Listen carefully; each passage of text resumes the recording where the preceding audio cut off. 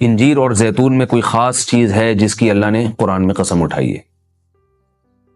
اللہ تعالیٰ کی عادت ہے کہ کبھی بھی اپنے پیغمبروں کی خوراک وہ چیز نہیں بناتے جو صحت کے لیے نقصان دہ ہو، اور قرآن میں ایسی چیز کا تذکرہ نہیں کرتے بطور نعمت کے جو صحت کے لیے نقصان دہ ہو۔ تو اس یقیناً انجیر اور زیتون میں کوئی اضافی چیزیں ہیں کہ اللہ نے قرآن میں انار کا بھی ذکر کیا، اللہ نے انگور کا بھی ذکر کیا، مگر میرے علم میں ایسی کوئی آیت نہیں جس میں انار یا انگور کی قسم اٹھائی ہو۔ تو یہ بھی یقیناً بہت بہترین پھل ہیں، لیکن انجیر اور زیتون کی اللہ قسم اٹھا رہے ہیں کہ یہ گواہ ہیں کہ انسان بہت بہترین ہے۔ تو اس سے ایک تو پتہ یہ چلتا ہے کہ ہمیں انجیر اور زیتون کو اپنی خوراک میں شامل کرنا چاہیے۔ آج کل کیا کھایا جا رہا ہے؟ چائے پی جا رہی ہے، گٹکے کھا رہے ہیں لوگ، پان کھا رہے ہیں، الٹی الٹی چیزیں، بازار سے بنی ہوئی چیزیں، دودھ پیک خرید کے پی رہے ہیں جس کے دودھ ہونے پہ ہی شبہ ہے کہ پتہ نہیں یہ دودھ ہے بھی یا نہیں، اور ایک سوچی سمجھی سازش کے تحت بازاری چیزوں کو پروموٹ کیا جا رہا ہے، اس پہ اشتہار بازی پہ خرچہ کیا جا رہا ہے، ڈاکٹروں کو باقاعدہ خریدا جاتا ہے اور وہ جعلی چیزوں کے فضائل لوگوں کو سناتے ہیں۔ لوگ یہ سمجھتے ہیں کہ ڈاکٹروں میں دو نمبری ہو ہی نہیں سکتی، یہ غلط ہے۔ بہت سارے ڈاکٹر لوگوں کو بہت ساری غلط چیزوں پہ لگا رہے ہیں۔ تو یہ بازار کی چیزوں سے آپ اجتناب کریں، اور وہ چیزیں جو اللہ نے انسان کی خوراک کا حصہ نہیں رکھی ہیں، سگریٹ اللہ نے انسان کے پینے کے لیے پیدا نہیں کی ہے، ہیروئن، چرس، یہ سب نشے کی چیزیں ہیں جو ہمارے مذہب میں ویسے ہی حرام ہیں، تو ان سے اجتناب کرنا چاہیے۔ انجیر اور زیتون کے کیا فضائل ہیں؟ میڈیکل سائنس نے ثابت کیا ہے، اور حکیم جو ہیں، ماہر حکیم ہیں، طبیب ہیں، وہ بتاتے ہیں کہ یہ دو ایسی چیزیں جو انتہائی طاقتور ہیں، لیکن ان میں کمال یہ ہے کہ یہ آپ کے جسم میں چربی نہیں پیدا کرتی اگر اعتدال سے ان کا استعمال کیا جائے۔ ہم دیکھتے ہیں کہ جب بھی کوئی چیز بہت زیادہ انرجی دیتی ہے ہمیں، تو ساتھ ساتھ ایک اس کے ساتھ مصیبت یہ ہوتی ہے کہ وہ موٹاپا بھی لاتی ہے، وہ چربی بھی بڑھاتی ہے، وزن بھی بڑھاتی ہے۔ لیکن انجیر بہت طاقتور چیز ہے، نہ صرف یہ کہ آپ کے جسم میں چربی بڑھاتی نہیں ہے بلکہ چربی کو ختم کرتی ہے، کولیسٹرول لیول آپ کا گراتی ہے۔ یہ زیتون میں بھی ایسے ہی ہے کہ زیتون آپ کی صحت کے لیے انتہائی مفید اور بہت طاقتور ہے، اور کولیسٹرول لیول آپ کا کم کرتا ہے، لیکن یہ ضروری ہے کہ اعتدال سے ہو۔ اگر آپ بہت زیادہ کھانا شروع کر دیں گے تو پھر زیتون بھی چربی پیدا کرتا ہے۔ ظاہر ہے اعتدال تو ہر چیز میں ضروری ہے۔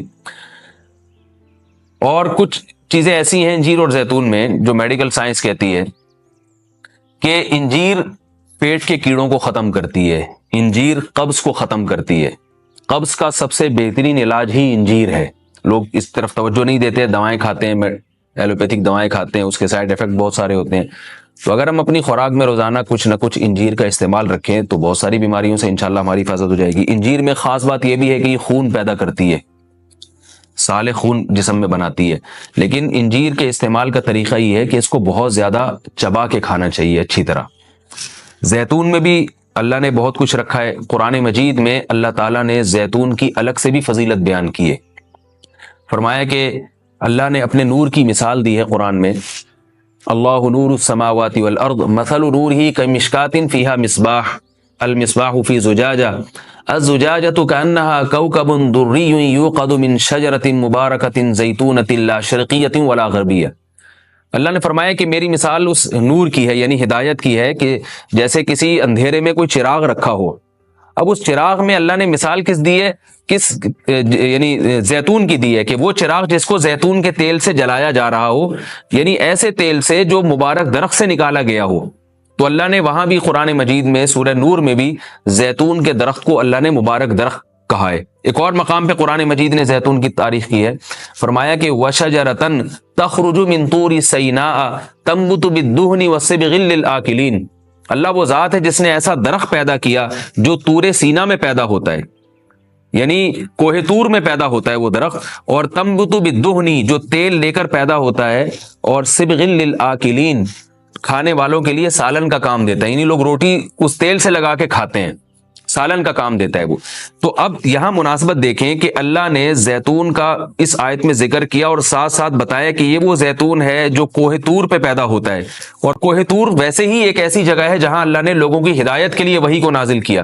تو پتہ یہ چلا کہ زیتون میں جہاں جسمانی فوائد ہیں وہاں کچھ روحانی فوائد بھی ہیں، کیونکہ اللہ نے اس کو مقدس جگہ پہ پیدا کیا ہے، اور وہاں کا تذکرہ اللہ نے کوہ طور کا تذکرہ اس کے ساتھ ساتھ کیا ہے۔ اور اس آیت میں بھی ایسا ہی ہے، جہاں اللہ نے زیتون کا ذکر کیا آگے فوراً وطور سینا کوہ طور کی اللہ نے قسم اٹھائی ہے۔ تو اس سے پتہ چلتا ہے کہ زیتون میں جہاں جسمانی فوائد ہیں، کچھ روحانی فوائد بھی ہیں۔ روحانی کا مطلب یہ ہے کہ اس کے کھانے سے عین ممکن ہے کہ آپ کی کچھ روحانی ترقی بھی ہو، شاید اللہ کی محبت میں اضافہ ہو، گناہوں سے نفرت پیدا ہو، یا اس کے سے جسم میں کوئی ایسی تبدیلی آ۔ میں کوئی یقینی بات نہیں کر رہا، لیکن قرآن میں اس طرف اشارہ ملتا ہے۔ اس سے ہمیں کیا پتہ چلتا ہے کہ یہ جو ہم مختلف قسم کے کوکنگ آئل استعمال کر رہے ہیں، ان سے آہستہ آہستہ اپنی جان چھڑانی چاہیے اور نیچرل چیزوں پہ آنا چاہیے۔ ایک آپ کو میں ایک تحقیق یہ بھی بتاتا ہوں کہ میڈیکل سائنس یہ کہتی ہے کہ یہ جو کولیسٹرول ہے نا اور جو چربی ہے، یہ دیسی گھی سے نہیں پیدا ہوتی۔ یہ ہم جو آرٹیفیشل آئل استعمال کر رہے ہیں، جن میں پتہ نہیں کیا کیا ملایا جاتا ہے، اس سے نقصان ہوتا ہے، جبکہ لوگ دیسی گھی سے اجتناب کرتے ہیں۔ اگرچہ بھی میرا موضوع دیسی گھی نہیں ہے، میں صرف یہ بتانے کے لیے کہ جو قدرتی چیزیں ہیں وہ آپ کی صحت کے لیے نقصان دہ نہیں ہیں۔ آپ کھانے میں اگر زیتون نہیں استعمال کر سکتے تو دیسی گھی استعمال کرنا شروع کر دیں، تو انشاءاللہ اس سے بھی جو بہت ساری بیماریاں ہارٹ کی اور بلڈ پریشر کی اور پتہ نہیں کیا کیا بیماریاں پیدا ہو رہی ہیں، اس میں بھی انشاءاللہ کمی آئے گی۔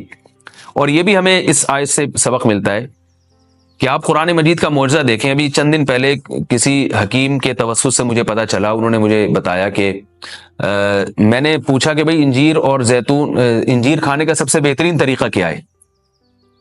تو ان حکیم صاحب نے بتایا کہ آپ انجیر کو زیتون میں ڈبو کے استعمال کریں، یعنی انجیر کے ٹکڑے کریں اور 2-3 چمچے زیتون کپ میں ڈالیں اور اس میں انجیر کے ٹکڑے کر کے ڈبو دیں آپ اس میں، اور رات کو آپ ڈبو دیں اور صبح اس کو استعمال کر لیں، وہ زیتون بھی کھا لیں ساتھ میں۔ تو اس وقت میرا ذہن اس طرف نہیں گیا۔ آج جب میں یہ اس آیت کا درس دے رہا تھا تو مجھے خیال آیا کہ یہ تو اللہ نے خود قرآن میں دونوں کا ساتھ ذکر کیا ہے۔ حکیم تو آج کہہ رہے ہیں 1400 سال کے بعد کہ ان دونوں کا ملاپ بہت بہترین ہے صحت کے لیے، تو قرآن میں اللہ نے کیسے دونوں کا ساتھ ساتھ تذکرہ کیا ہے؟ تو یہ عجیب اتفاق ہے، اور بلکہ قرآن کی بلاغت ہے اور قرآن کا ایک قسم کا معجزہ ہے کہ آج بہت ساری چیزیں جن کی تحقیق ہو رہی ہیں وہ قرآن میں اللہ تعالیٰ نے ان کے اشارے پہلے سے دے دیے ہیں۔ انجیر اگر آپ زیتون میں ڈبو کے استعمال کرتے ہیں تو اس کے کیا فوائد ہیں؟ ایک فائدہ تو یہ ہے کہ انجیر کو چبانا آسان ہو جاتا ہے، ورنہ انجیر بہت سخت چیز ہوتی ہے، اس کا چبانا آپ کے لیے مشکل ہے۔ جب آپ اس کو زیتون میں ڈبو دیں گے، آپ صبح جب کھائیں گے تو آپ کو پتہ چلے گا کہ وہ نرم ہو گئی ہے، اس کا کھانا آسان ہے۔ اور دوسرا فائدہ یہ ہے کہ اس سے زیتون کا کھانا بھی آسان ہو جاتا ہے۔ آپ اگر زیتون ویسے ہی چمچہ بھر کے پئیں گے تو جو لوگ زیتون کے عادی نہیں ہیں ان کے لیے مشکل ہے اس طرح سے پینا، وہ ٹیسٹ گین ہوتے ہوتے کافی ٹائم لگتا ہے۔